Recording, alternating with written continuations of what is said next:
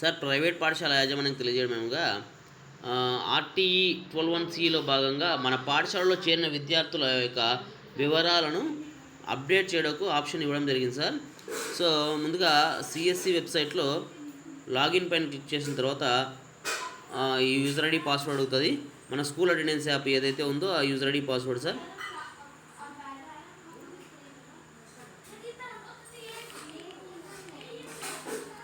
So sign in పైన click చేస్తాము.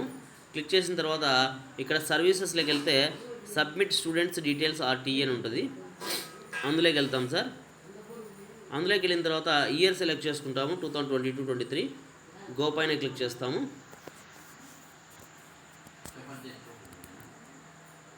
ఆ సంవత్సరంలో 2022-23 సంవత్సరంలో ఎవరైనా మన పాఠశాలలో ఆర్టీఈలో చేరి ఉంటే వాళ్ళు రికార్డ్స్ కనపడతాయి, లేకపోతే లేదు. Okay, next 2023-24 sir. 2023-24లో ఓకే, ఇక్కడ ఈ 23-24లో దాదాపుగా ఎంతమంది 4 మెంబర్స్ జాయిన్ అయ్యారు సార్. సో ఇప్పుడు ఎగ్జాంపుల్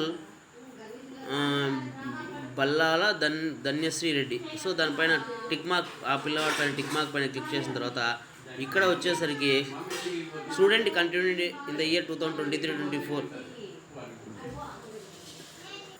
సో ఇక్కడ స్టూడెంట్ కంటిన్యూ ఇన్ 2023-24లో కంటిన్యూ అంటే ఎస్ ఆర్ నో మెన్షన్ చేస్తాము. అలాగే fee paid for the year, ఆ సంవత్సరానికి 2023-24కి పే చేశారంటే ఎస్ ఆర్ నో మెన్షన్ చేస్తాం. ఒకవేళ నో అయితే నో, ఎస్ అయితే ఎస్. అలాగే ఇక్కడ కూడా కంటిన్యూ అయ్యారంటే కంటిన్యూ, లేకపోతే నో అయితే నో, ఎస్ అయితే ఎస్, నో అయితే నో.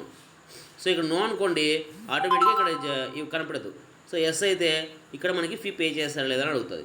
సో ఫీ పే చేసింటే చేశానని పెడతాము, లేకపోతే ఎస్ అని పెట్టారనుకోండి వాళ్ళు మనకి ఫీ పే చేసినట్టుగా కనిపిస్తుంది. సో ఫీ పే చేయాలంటే నో. సో ఇది అలాగే స్టూడెంట్ కంటిన్యూ ఇన్ 2024. అలాగే ఆ స్టూడెంట్ 2024-25లో కంటిన్యూ అయ్యారంటే ఎస్ ఆర్ నో అనే ఉంది. అలాగే 24-25లో ఫీ పే చేశారా లేదా, చేసింటే ఎస్, లేకపోతే నో. ఇది సార్. అలాగే అలా మళ్ళీ నెక్స్ట్ 2024-25-26లో మళ్ళీ ఈ సంవత్సరంలో కంటిన్యూ అవుతున్నారా అంటే ఎస్ అయితే ఎస్, నో అయితే నో. అలాగే ఫీ పే చేశారా లేదా, ఈ సంవత్సరం ఫీ పే చేశారా లేదా అనేది అడుగుతున్నారు. సో ఇక్కడ ఎస్ అయితే ఎస్, నో అయితే నో. సో ఈ విధంగా ప్రతి ఒక్క విద్యార్థిని కూడా అప్డేట్ చేయాల్సి ఉంటుంది. చేసిన తర్వాత ఇక్కడ ఫైనల్లో సబ్మిట్ అనే బటన్ ఉంది సార్. ఈ సబ్మిట్ బటన్ పైన క్లిక్ చేస్తే అంతటితో ఆ విద్యార్థి యొక్క వివరాలు పూర్తి అయిపోతాయి. అంటే ఒక్కొక్కరిదైనా చేయొచ్చు, లేదా అందరిది కలిపైనా చేయొచ్చు సార్. 4 మెంబర్స్ ఉన్నారు ఈ స్కూల్లో. సో ఎలాగా ఒక విద్యార్థి 2023-24లో ఆర్టీ 12(1)(c)లో భాగంగా చేరాడు అక్కడికి. సో కాబట్టి ఆ సంవత్సరం కంటిన్యూ అయినాడా లేదా, అయింటే ఎస్, ఒకవేళ కాకపోతే నో.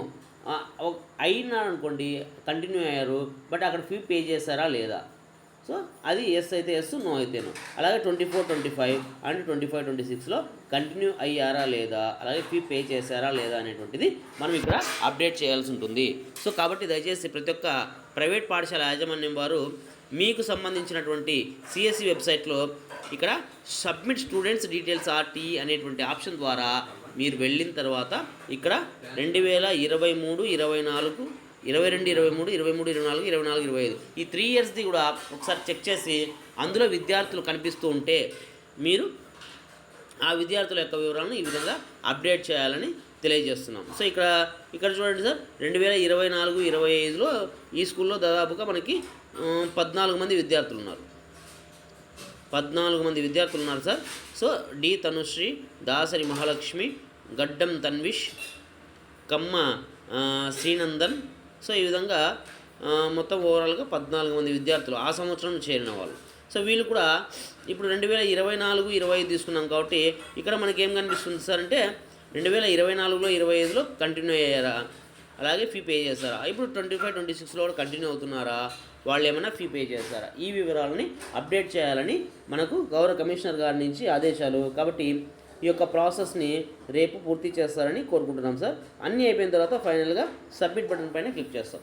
సో ఇది మనం చేయాల్సినటువంటి వర్క్ సార్. దయచేసి అందరూ కూడా ఈ యొక్క ప్రాసెస్ని పూర్తి చేస్తారని తెలియజేస్తున్నాం.